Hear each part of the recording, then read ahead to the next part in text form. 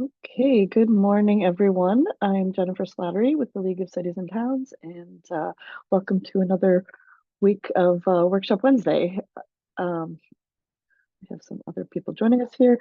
I just wanted to acknowledge Randy Rossi, our Executive Director, new in the seat there. We're excited to have him join us. Randy, did you want to say a few words, or are you good? Just thank you, Jen, and thank you, Kathy, too. I really appreciate this session, and I know all of our communities. It's very important, and it's kind of a confusing topic. Being on the other end. I mean, it's your world, and I know you know it, unlike any of us. So, we really appreciate having experts like you on Workshop Wednesday. So we appreciate it, and thank you so much. Great, thanks, Randy. So it's my pleasure to introduce Kathy Schultz, who is the director of the Governor's Overdose Task Force. And that task force exists out of the Executive Office of Health and Human Services. Kathy is here today to talk to us a little bit about the results of the task force, what they're looking to do, municipal grant opportunities, and starting a partnership with municipalities going forward. So thanks for being here, Kathy. I'll turn it over to you now. Sure, thank you. Can everybody hear me? Yep. Yes, okay, good. I had a little bit of technical issues with my headphones. I want to apologize. I'm actually at an event, so I had to kind of go infiltrate over here in the lobby. So welcome, everybody. Thank you so much for allowing me to be here with you all today. Some of the municipalities here, I see Chief Arone, who I've worked very, very closely in the West Warwick community. I'm not sure if anybody else is here.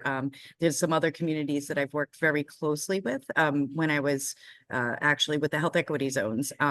I am now here in the state as the director of the Governor's Overdose Task Force, and I'm going to get right into sharing my screen and sharing some slides with you all to try to help to give you a little bit of information about what the Governor's Overdose Task Force actually looks like. Can everybody see my screen? Okay, perfect. And do you need me to put it in slideshow mode so that it's the full screen, or is this good?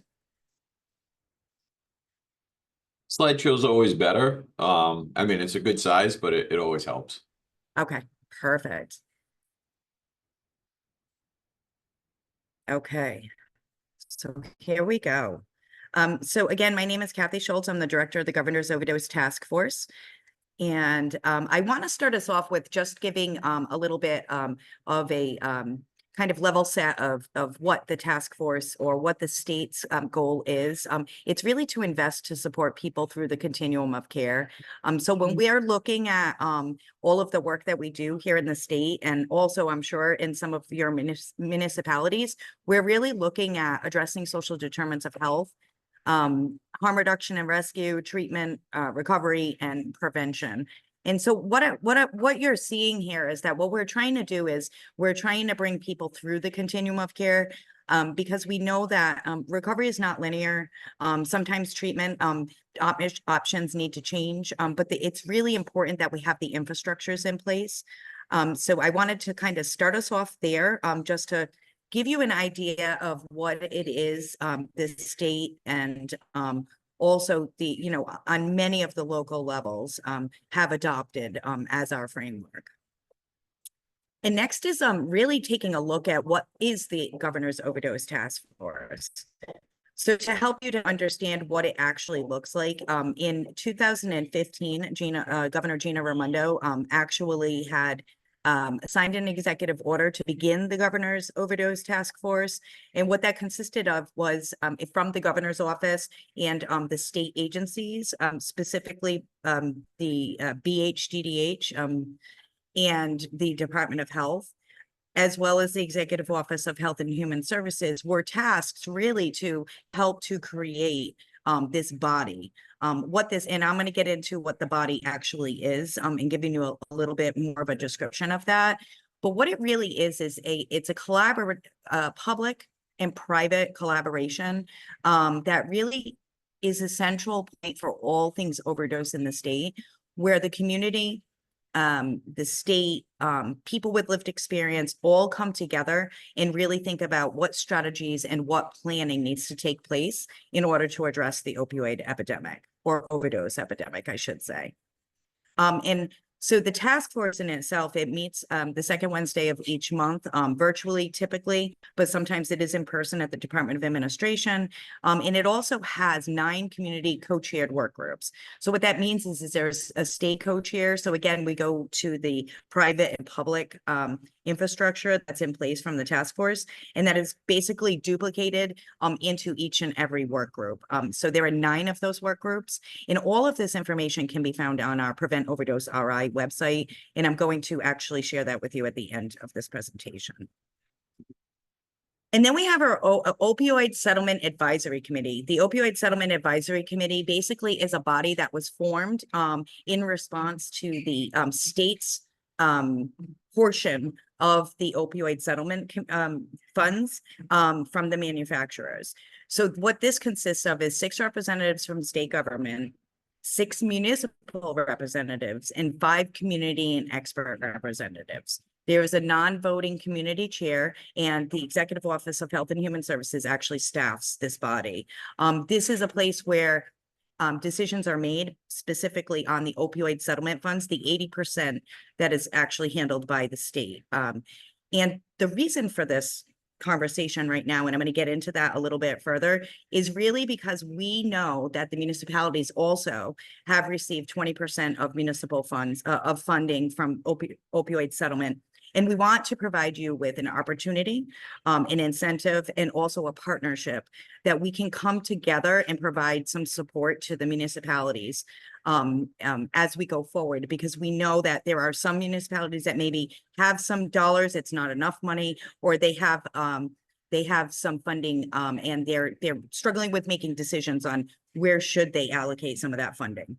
So that's kind of why I'm here today, is to build a partnership and also announce an amazing opportunity for you all. And the main framework, or what we call the roadmap or the strategic plan, this just gives you an idea of exactly what the strategic plan for the Governor's Overdose Task Force or the state's overdose response is. If you look in black, 1, 2, 3, and 4, these are the main pillars that began with the Governor's Overdose Task Force and the original action plan. And we have now added 4 cross-cutting components. So as you can see here, ensuring racial equity and eliminating disparities are one of our cross-cutting pillars. We have building strong governance and community engagement. What that means is having the administrative infrastructure to be able to roll out the planning and procurements and so on and so forth. And also the community engagement piece, which is super important. And what our task force and our work groups really have done a wonderful job of being able to bring recommendations directly from the community. A body of people that is a listserv of over almost 2,000 people to the Opioid Settlement Committee, and that helps to drive the decisions and the recommendations that are made for funding of the opioid settlement funds in the state. Expanding data capacity and surveillance. Everything that we do, we try to make sure that it's data informed, so it's using data to action. And then finally, addressing social determinants of health. We know that if people are experiencing homelessness or do not have the most basic needs, or there are trauma, they have some type of trauma going on in communities, we know that those things are a core issue, and we are investing in that, as well as we are committed to addressing root causes. And then, as you can see, we have reinforcing comprehensive prevention, strengthening harm reduction and rescue, increasing investment in treatment, and supporting recovery. And so with that, we have an illustration here to show you what our overarching overdose targets actually are. Our overdose targets, what we have determined is to save and improve lives. So what that means is we want to reduce fatal overdoses, and we have set a target of by 30% by 2030. And what that will do is bring us back to where we were seeing a reduction in fatal overdoses. And if you all aren't aware, which I imagine most of you are, we have seen it, we saw an increase, and we do believe that it has a lot to do with COVID-19 in fatal overdoses. But luckily, and on the next slide, you'll see that we are starting to see a decrease again. So we are on track, but we are continuing to monitor the surveillance systems that we have in place to make sure that our fatal overdoses are going down, and they continue to go down.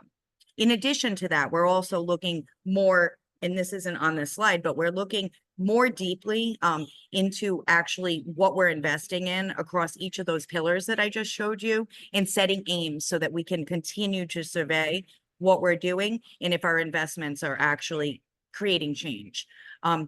Next is reducing negative health consequences for people who use drugs and also people in recovery. So we want to really build recovery capital and continue to increase the quality of life. I went ahead a little bit to the next one. And also increase access to treatment. So people should have access to treatment on demand. And it's really important that when somebody is ready, that those resources are available for them. And again, I want to apologize if there's background noise. My headphones won't work. So if you can't hear me, just please ask me to repeat anything, and I'm more than happy to do that for you. So here is the good news. Last year, we had set this goal, as I said, to reduce fatal overdoses by 30%, bringing us back to our 2019 levels. And we did actually see a reduction in 2023. So in what we anticipated, the reduction to be was a lot more than it actually was. So this mathematical equation, in partnership with Brown University and our Department of Health and other epidemiologists here in the state, we had projected that in order to meet this goal, we would need to reduce fatal overdoses down to 417 fatalities. We were able to actually reduce us down to 404 fatalities, which is good, but we have a lot more work to do. We don't want to get complacent and start thinking, oh, we're moving on in the right direction. So we want to continue to build our partnerships and also support our municipalities as well. And I wanted to just kind of highlight this. We do know that there are significant disparities in specific populations. And we know that our non-Hispanic Black Rhode Islanders continue to have the highest rate of fatal overdoses compared to other race and ethnic groups. But we did see, and then in addition to that, from 2021 to 2022, the rate of fatal overdoses among Hispanic and Latino Rhode Islanders increased by 50%. So when we're looking at the reduction of fatal overdoses, we really are making sure that we're also looking at the specific populations that are disproportionately impacted. And we did see a reduction by 11% for our non-Hispanic Black, and then 15% by our our Hispanic or Latino Rhode Islanders. And I just think this is really important as we, as a state, are looking at the data. We're really being mindful to make sure that it isn't just one population, that our populations that are disproportionately impacted are also seeing reductions. And then finally, just some national recognition. This is Rhode Island, right? We love to have recognition. We love to talk about how we've been recognized. But this is really important. And some of these are very specific to the Opioid Settlement Advisory Committee. And it shows that infrastructure that exists of the Governor's Overdose Task Force, and then rolling out a new body to look at recommendations and actually set forth consensus votes to the Secretary of EOHHS has really been recognized nationally. We received an Award of Excellence for adopting the John Hopkins principles.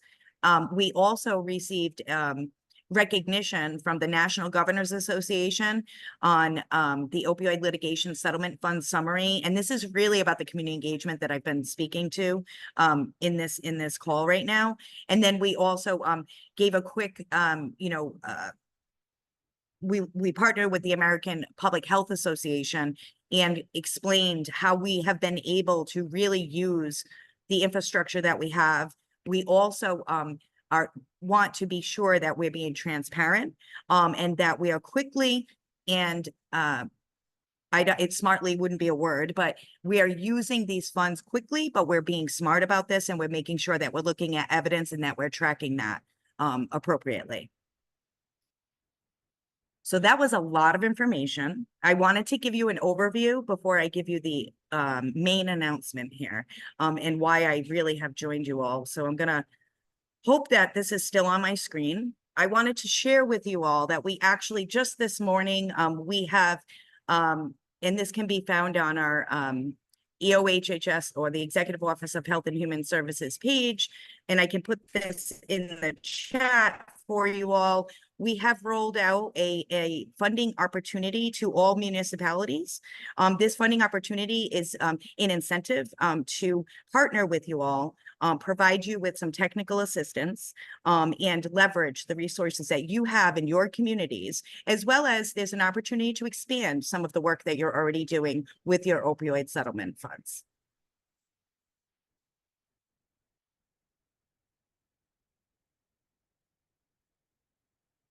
So with that, I'm going to take that down from the screen, and I'm going to put that opportunity in the chat, and I'm going to open it up for any questions. Kathy, could you just give an overview of what maybe some best practices are, or what you've seen that has worked well for the use of the settlement funds within local governments? I think that the most, I can give you some examples. I was the manager of the West Warwick Health Equity Zone, and I was also the overdose prevention consultant for Woonsocket and West Warwick Health Equity Zones, which were partnered with the town of West Warwick and also the city of Woonsocket. And what we did find is that following the strategic plan of the task force was very effective. Because if you go to our Prevent Overdose RI website, there are actually, there's a lot of information in there, but you're actually able to go into some of the data, look at the data, look at it on a municipal level, and be able to leverage that information to think about what responses you would like to do. So that's an example. We created an action plan that uses those 4 main pillars, which was prevention, harm reduction and rescue, treatment and recovery. And I can actually give you specific data point. I mean, some specific thing. This was pre-COVID information. Woonsocket actually saw an over 50% reduction in fatal overdoses. I think it was in 2018. I'm doing this on memory. When I was actually in the health equity zones, and what that was it was a collaboration, and they utilized the framework of the strategic plan, which it has been revised since then, but that's one example. West Warwick actually saw a reduction in fatal overdoses at one time as well, when I was actually in West Warwick. I can't remember. I think that was over 50% too. So we were actually able to utilize the framework and the strategic plan in the health equity zones. So I think this is an opportunity for some of your municipalities, if you don't have a response plan, to get the technical assistance to help you to develop one, or to look at what you have as a response plan, work with the state, get some data, and really be able to implement. Mayor, did you have a? Yeah, I just want to say to Kathy, thank you for the information. I also have on the call, from my perspective, from our city, we just assigned someone to work more closely with our funding and to try to put that funding to work in our community. So I'd love to, by way of this, make an introduction with Andrea and everybody else on the call. And I'm hoping Andrea will be able to meet with Kathy and her staff to really make sure that we put the money to the best use possible to reduce overdoses. So thank you. You're welcome. And there's also an incentive opportunity in the chat so that you could, if you're interested in applying for some additional funds, it's not a whole lot of money, but it's an opportunity to also, because we know the municipalities are busy. We know that it's not easy if you don't have the administrative staff. And I look at Chief Aronde over here, because I provide a lot of on Kathy time of technical assistance to West Warwick. Because I just can't help myself. My heart is there. My heart is everywhere in all the municipalities. But and we want to make sure that we're incentivizing you all, and not just saying do more work. Here's something to help with that work and build a partnership. Andrea, make sure you get that application started later. All right. Kathy, I just went on the site and I see that the funding is total up to 500,000. I think you have an extra zero in there, but is that per thing, or is that like a total? Is that the cap of what that fund is? That's the cap of the fund is. It's $500,000 across all of the municipalities. We decided not to break it out by 39 because there are going to be some municipalities that may not apply. So send in your applications, but while you're doing it, you might want to think about dividing it by 39 just in case, so that you're not, it would probably be the best approach. Okay. And it also Right. allows for joint applications. So if there are municipalities that are smaller and may have only gotten very small amounts of money from your municipal portion of the funds, you can also do a joint application with the other municipalities. Okay. Can you make that slideshow available to everybody? I'll be sure to send it around. Thank you. And so I know like Mark Knott had asked me like to sit in and just kind of get an idea of what we can and cannot use the money for, which I think is everybody's kind of concern. And it looks like what you were saying at the beginning, one of those first slides, is that to be consistent with what the framework is for what you want. And I know harm reduction was in there and a few other things. So that's about the best guidance that we're going to get, right? Yeah, the opioid settlement document from the Attorney General's office does show some allowable uses. So if you go into that grant application and then you click on additional information, we have kind of laid out the allowable uses. I think that's the only guidance that the municipalities have really gotten, is those are the allowable uses, which is very broad.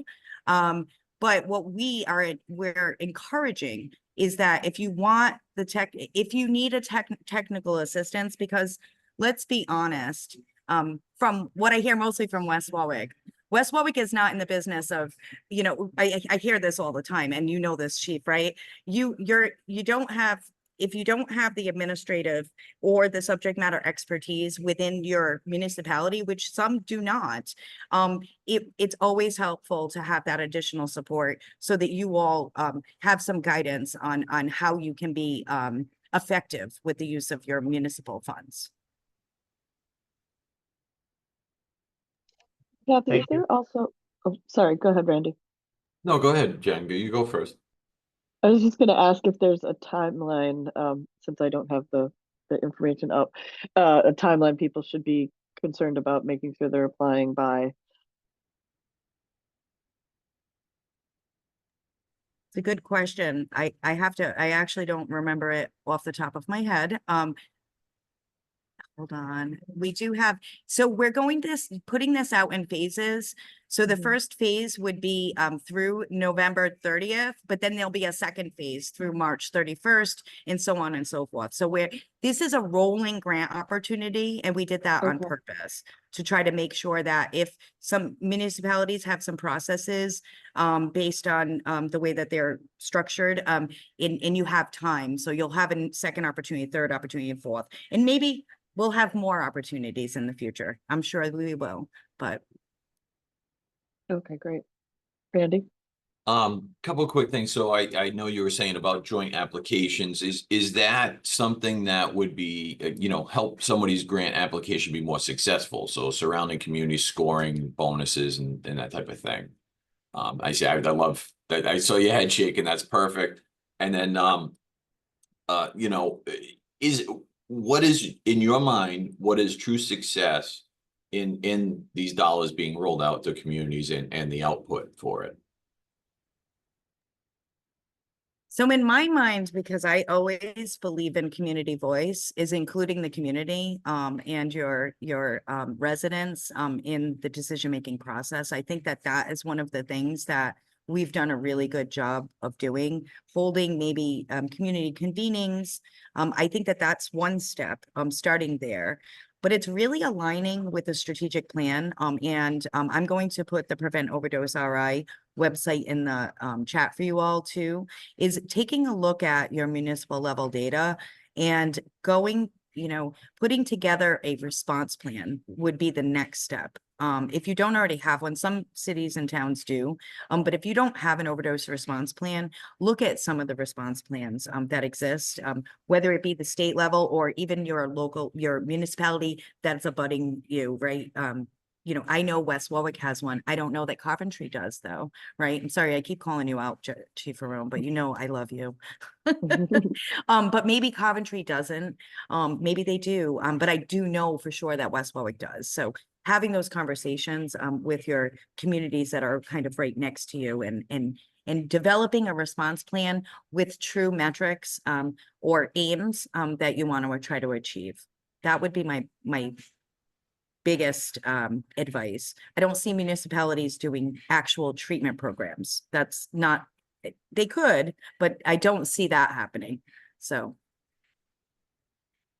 Just one follow-up thing about the response plan? Chief, would you mind sharing it with Jen, and then we can put it out to the communities? Because of course, if it's not broken, don't fix it. And we all like to just find and replace community names, but I know the data part of it is the work end of it. So the nuts and bolts will be there. But it is, and it's also really, it's also part of it, like, our community navigator. I'm not sure if all the communities have it, so that there are components that each municipality might not have. So, but I'd be very happy to share what we have along. And I don't know if Thank you, Providence is, I don't know if Providence is here, but Providence actually has shared theirs on their website as well. Is anybody from Providence here? Don't believe so. Rachel Ferrara is actually the director of I forget her title, but she actually has shared that out. And Emily Friedman. So they actually have that on their website. So that's another opportunity to take a look at that. Woonsocket also, I don't know if Woonsocket, anybody from Woonsocket is here. Woonsocket also, their health equity zones has a response plan. So, and one thing too, and it's not public knowledge quite yet, we haven't filled out all the details. You should receive an invitation, hopefully, in January. That's what we're anticipating, of what's called a code summit. We are in the planning process of that we heard loud and clear from the communities. They wanted to do this. And a lot of the municipalities have participated in those in the past. And will specifically make sure that you all are invited, because that's an opportunity to meet with some of the community partners and really get more information to help you as you think about this opportunity and what you all need for support of technical assistance, expansion, whatever it may be. I'm sorry, Kathy. Can you say that again? There is an event. I'm taking notes and I missed it. We are in the planning process for what's Okay. called, the acronym is CODE. It's Community Overdose Engagement. Okay. And a lot of the at one time, I think all 39 municipalities participated in this, but that was way back in like 2016. And then over the years, what was identified as code communities, those are communities that were the highest burdened in the state. Okay. So, we're going to be having conversations. I don't have all the details of it. We're actually in the planning process and I don't have a date as of yet, but it's a really great opportunity for municipalities as well. Perfect. Well, whenever you have those details, please let me know and I'll be sure to share them out. Anyone else have some questions for Kathy?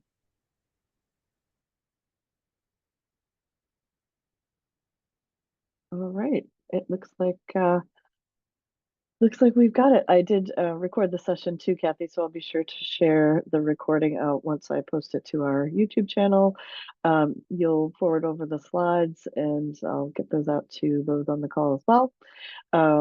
If for some reason I don't have you on my list, please email me, folks, and I'll get those right out to you.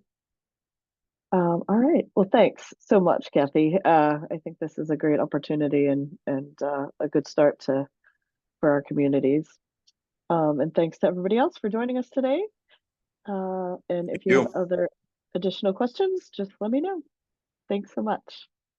Have a good day. Thank you. And I did put my contact information in the chat, as well as Prevent Overdose RI. Thank you, everybody. And again, if you have any questions, this is a lot of information. I'm always available to chat and help in any way that we can. So we look forward to your partnerships and to continue to work together. Thank you. Great. Thanks, Kathy. Take care, everyone.